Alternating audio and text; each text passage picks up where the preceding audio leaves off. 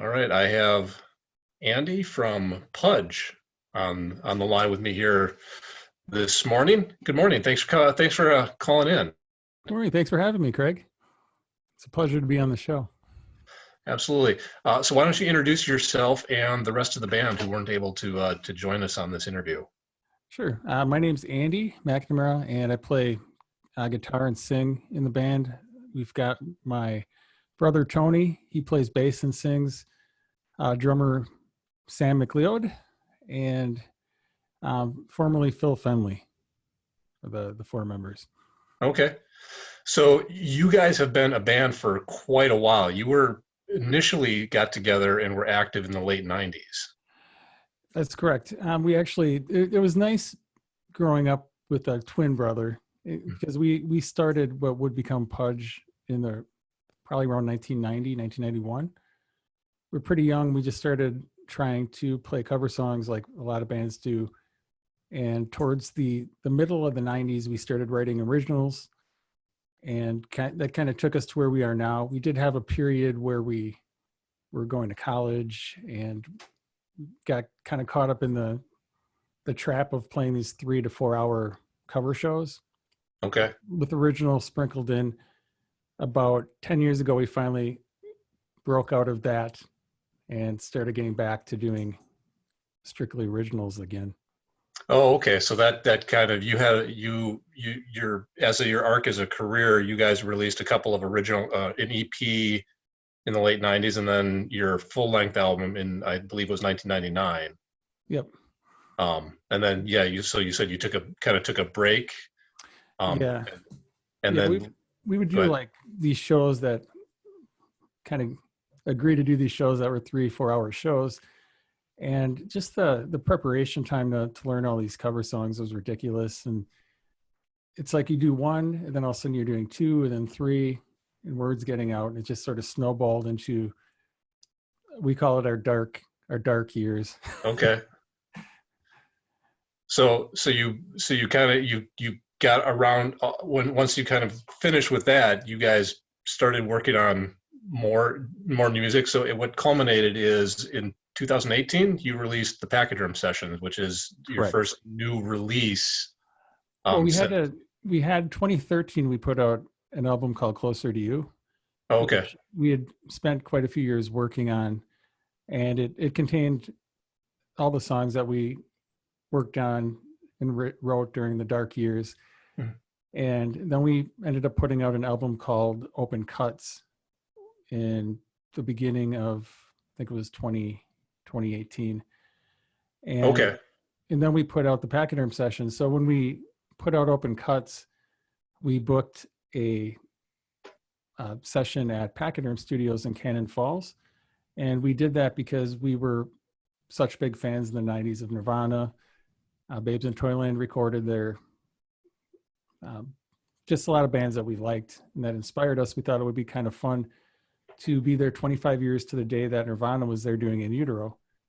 And so we just put out Open Cuts, and then so we had everything recorded that we had written up to that point, and we decided we were going to try to do 4 songs at Pachyderm. So Tony and I each decided to try to write 2 songs within about a month and a half period, and it was interesting. The whole Okay. experience was interesting. So it was how we each approached our songs was interesting and stuff. I chose to write about the process of recording there, and I wrote a song about Kurt Cobain. My brother chose topics that were unrelated. He wrote a song about Uma Thurman and a song about some people that we had lost in our life. But I think the recording turned out pretty well. We tracked for a day at that studio, and then we came back to Appleton, and we did a session to add a couple things at Rock Garden Studios in Appleton. And then we released that a few months after Open Cuts came out. Okay. So were both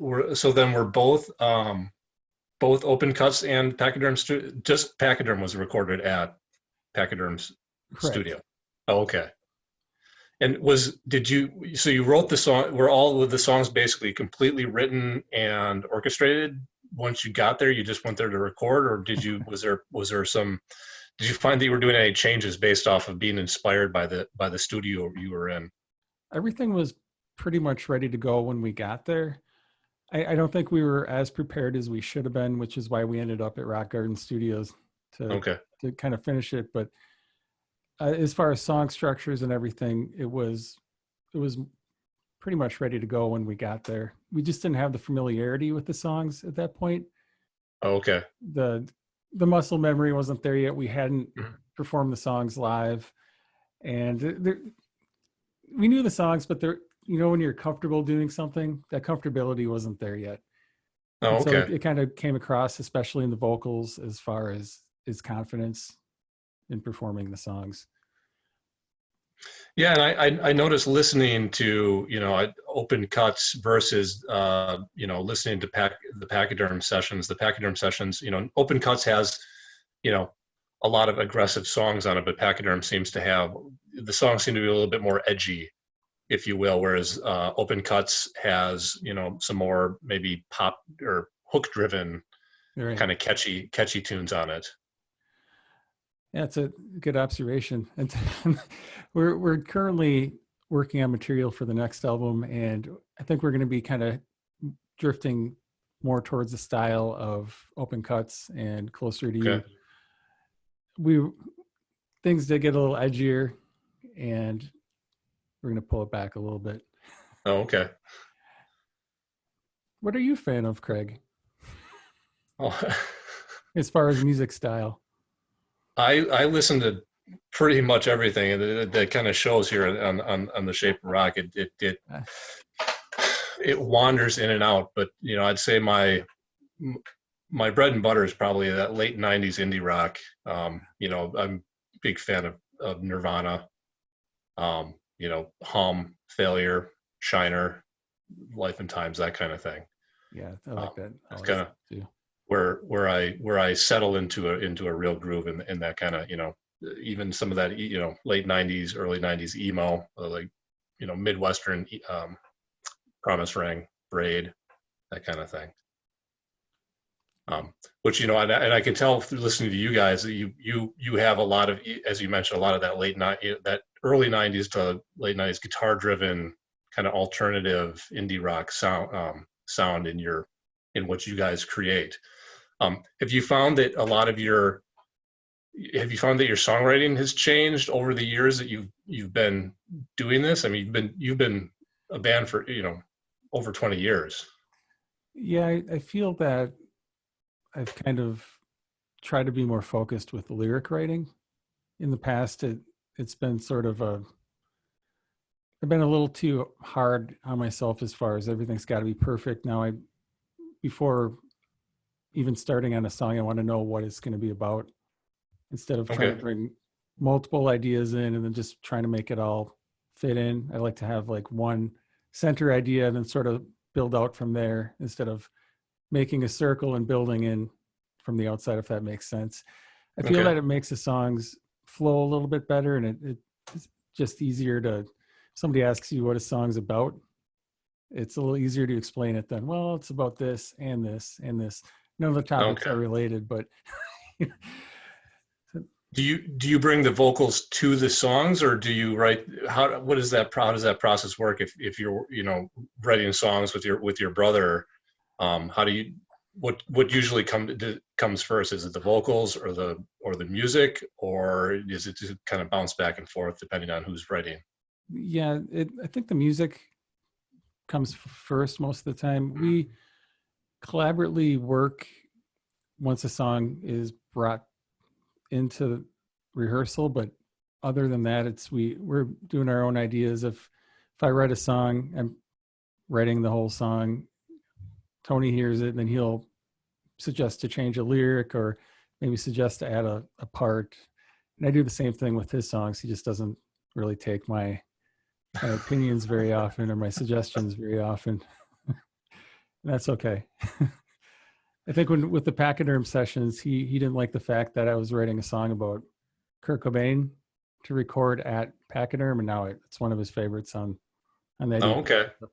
As kind of growing up together, I think there's a natural competition between the two of us, but there's also that urge to not like something that you didn't do. So Right. I'd say over the 20 years, we're kind of getting a little better with that. It's kind of Okay. accepting each other's ideas. So do you feel being in a band with your you said your twin brother, Yeah. do you guys feel that you are tighter as a band or as bandmates and musicians because of that family connection, or? Yeah, I think so. I mean, we know what the other person is thinking. This is it's a touchy topic right now, but we lost our longtime guitar player, Philip Fenley, last year.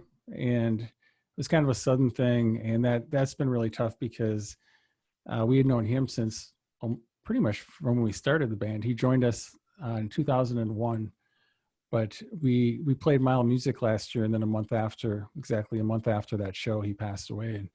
And that's been really tough. So we've been trying to build up. And I don't know when we go to record the new album, the dynamics as far as how it's going to be without him there might be a little different. And our drummer, Sam, we've been friends with him for a long time as well. But with everything that's going on right now with the coronavirus, we haven't really had a lot of time to physically get together in the same room. Right. And so that's going to be interesting to see, talking about the direction I think we're going to go in, and as far as the writing process. And it's going to be interesting having a major component removed. Yeah. I'm sorry to hear about your loss. I mean, that's got to be, hard personally, but then from a band aspect, taking that piece out that you've had, there for so long. And are you going to proceed as just a 3-piece? I think so. I mean, that's kind of tough for us to think about right now too.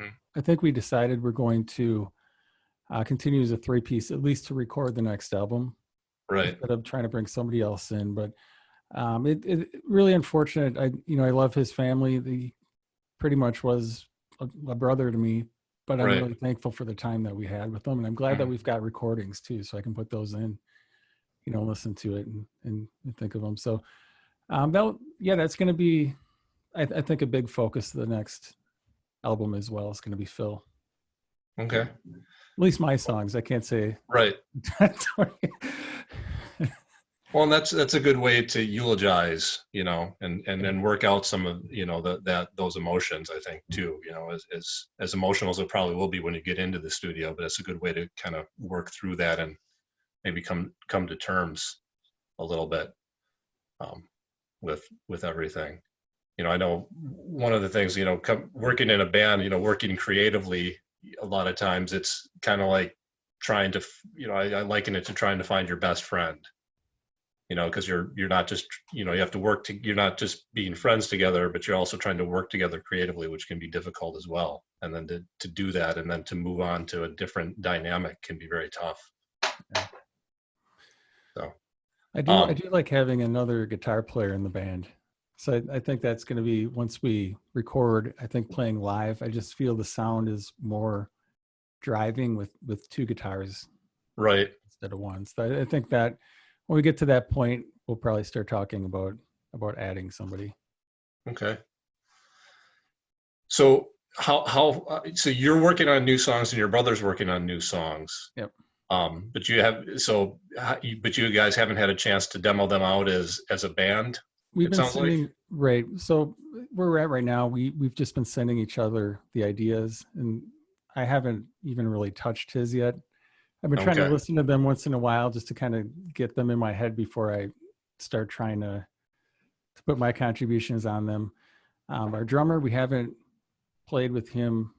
It's been months, and I don't know how long it's going to be until we finally get in the same room, but he's really good at coming up with his drum parts pretty quickly. He's a pretty dynamic drummer. He's in a bunch of other projects, a lot of different genres as well. And so I think once Tony and I get all the structure done, it should come together pretty quickly. Okay. And normally it sounds like you like to really work, as you were mentioning with the Pachyderm sessions, you like to really work out your songs in the studio or in the practice space before you actually get to the studio. Yeah, that's the most cost-effective option. Right.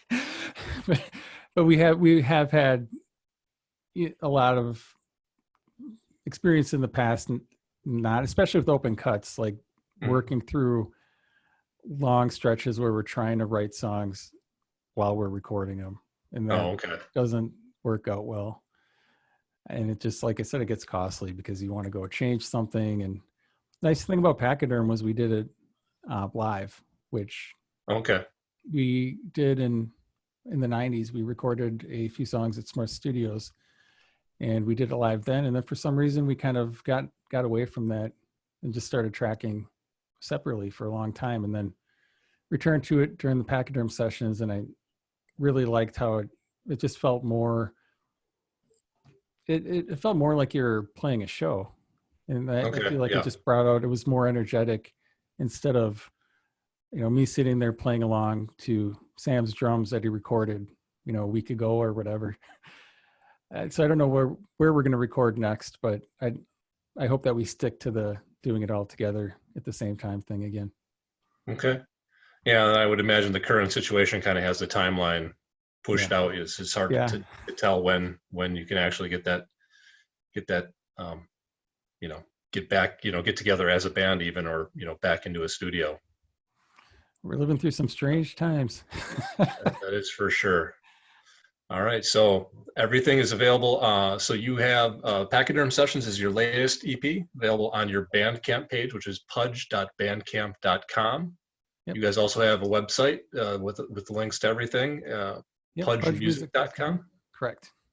We've got a bunch of videos up on our YouTube channel. If you like to go, we've got different live videos up there. We've got a couple videos from the Pachyderm Sessions album, some from Closer to You, some from Open Cuts, even one from the self-titled EP from the 90s. So a little of something for everybody up there if you want to check that out as well.